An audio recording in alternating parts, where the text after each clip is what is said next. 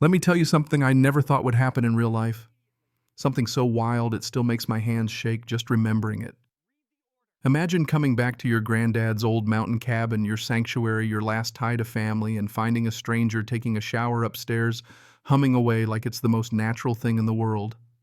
I was standing right there in the doorway, 3 days worth of travel dust still clinging to my jeans, and the only thing louder than the running water was my heart pounding, asking what on earth is happening. Now I'd cut my business trip short, couldn't wait to breathe that pine-scented air.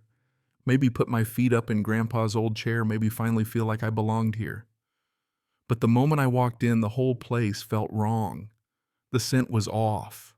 Not the warm smell of books and wood smoke, something floral, sharp, almost aggressive, like someone had sprayed new ownership into every corner. And there by the door, a pair of women's heels, expensive real power move shoes, the kind I'd seen Vicky Whitfield, our iron-fisted HOA president, wearing as she grilled people at monthly meetings. My skin prickled. Furniture, all of it rearranged. The old reading chair where Grandpa watched birds and dozed with a mug of coffee, shoved up against the wall like it didn't matter anymore. In its place, a magazine-perfect coffee table, glossy pages fanned out like a realtor was about to show the house. My gut twisted. Then I heard the water upstairs and it hit me. Someone was living here, not just visiting. My voice cracked as I called up the stairs. Hello? But all I got was the muffled sound of running water and, Lord help me, some off-key humming. Step by step, I crept up every floorboard, groaning as if warning me to turn back. My bedroom closet, wide open clothes that weren't mine, soft and expensive looking, hanging right alongside my old stuff. Grandpa's flannels shoved back as if they were just another thing to toss in a box. It felt like a punch in the chest. This was the place I'd planned to start my new life as a freelance designer, quiet, simple mine. And then she stepped out of the bathroom just as cool as could be.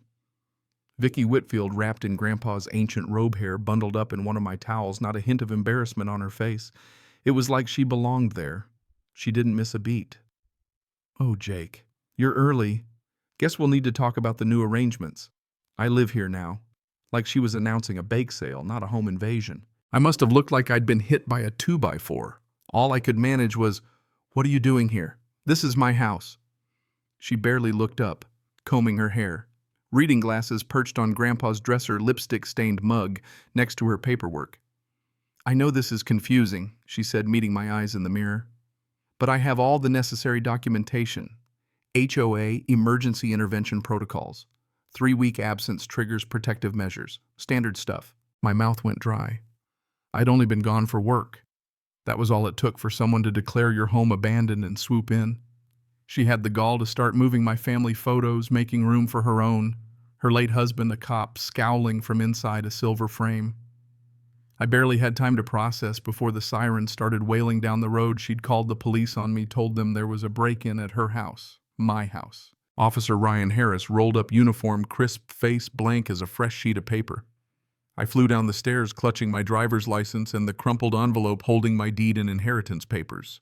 Vicky, meanwhile, had morphed into Mrs. Whitfield, HOA president, fresh slacks, perfect hair, official folder. The officer greeted her warmly. "Evening, Mrs. Whitfield," like they were old friends. I felt about 2 inches tall. I fumbled through an explanation. I inherited this place. "I have all the paperwork, please just look." But Vicky was already handing over a sheath of documents. Emergency caretaker agreement signed and sealed, utility bills in her name, mail forwarded. She'd thought of everything. I saw Officer Harris's eyes flicker, recognizing her story, her paperwork, her authority. When he looked at mine, his face stayed cold, skeptical. Vicky's voice was smooth as ever. "Mr. Miller here has been gone for 3 weeks. HOA got complaints. Strange visitors, loud music, suspicious vehicles. We tried to reach him, but emergency protocols kicked in. Had to protect the neighborhood." She turned to Officer Harris, gave a little smile. "You remember what happened to the Johnsons?" It was all falling into place. Her version of events painted me as some deadbeat who'd abandoned the house. She'd done this before. And the cop, he didn't question it. Knew her husband Tom, backbone of the community, as he put it. I was outgunned and outmaneuvered.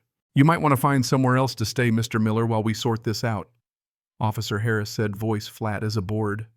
I realized then they could kick me out just like that. System rigged, all the gears greased for someone like Vicky who knew how to pull the right levers. I left that night tail between my legs, sleeping bag and laptop tossed in the back of my truck. I spent 2 hours in the police station combing public records looking for anything to prove what had happened wasn't some honest mix-up. What I found chilled me to the bone. Vicky's name came up in 3 other cases just like mine. Johnsons, Harrisons, Kowalskis, all driven out after emergency interventions, forced to sell homes scooped up by buyers with connections to the HOA. This wasn't about me. It was a machine. Enter David Thompson, my old college buddy, now a real estate lawyer. He took one look at Vicky's so-called caretaker agreement and barked out a laugh. These signatures are fake. She made up her own authorization codes. It's all a house of cards. He explained how she was playing a legal gray area adverse possession emergency powers, just long enough to make her claims stick. We needed proof. Enter Mrs. Peterson, my neighbor, who'd watched everything from behind her lace curtains. Over tea, her hands shaking, she told us Vicky had been coming and going for weeks. Not just checking and moving stuff, meeting with strangers. She even had photos evidence that blew Vicky's story wide open.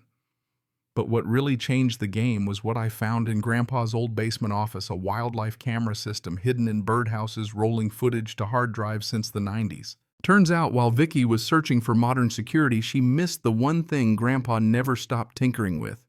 We watched hours of video, her measuring, photographing, even lying on Grandpa's bed, planning every move. Then footage of Officer Harris off-duty, helping her move furniture, strategizing timelines, talking about the Johnson approach. They'd done this before. They were confident, arrogant. They didn't think anyone would challenge them. That arrogance was their undoing. We took everything to Detective Lisa Walsh, Internal Affairs. She'd already been investigating Harris. Our evidence was the missing puzzle piece. We got the state police involved. David coached me for the upcoming HOA meeting, timing every move, making sure Vicky and Harris couldn't destroy the evidence or intimidate witnesses. That night, the meeting felt more like a trial. Vicky, cool as ever, painted me as the villain slideshow's violation reports the works. Harris stood at the back, uniform like armor. Then it was my turn. I pulled out the laptop, started playing the videos. The room went silent. Gasps, then angry mutters. Vicky's face fell. Then the footage of Harris helping her, laughing, coaching her. Mrs. Peterson stood up, voice trembling, told everyone what she'd seen. Vicky snapped, accused me of entrapment of a smear campaign. Harris tried to save face, but Walsh was already on her feet, federal badge in hand. Officer Harris, you're under investigation for corruption and conspiracy. The cuffs clicked. The crowd erupted, not in glee, but in relief. Finally, the dam had broken. And justice. Oh, it came hard and fast. Vicky got 5 years federal, her fake bureaucracy ripped apart in court, her restitution payments set for decades. Harris cooperated for a lighter sentence, testifying about how they'd built their scheme, how the system let it happen. Our community, bruised but wiser, rewrote the bylaws, term limits, oversight, transparency. Gone were the emergency powers Vicky had abused. People stopped whispering and started talking out loud. Town halls, workshops, real democracy for the first time in ages. My cabin became home again, not a crime scene. Mrs. Peterson. She became the voice for other seniors. No more hiding, no more fear. David's legal template traveled town to town, other communities taking up the fight, fixing their own HOAs before another Vicky could take root. And me, I learned something that no amount of schooling or work experience could have taught. When good folks keep their heads down, abuse grows roots. But when we band together, share what we know, use every tool, legal, technical, plain, stubborn courage, then even the biggest bullies can fall. My porch coffee tastes different now, not because the beans changed, but because I know what it costs to drink it in peace. So here's what I want to ask you if you've made it this far. Where do you draw the line between protecting your rights and respecting authority? When is it right to fight back, and when is it just troublemaking?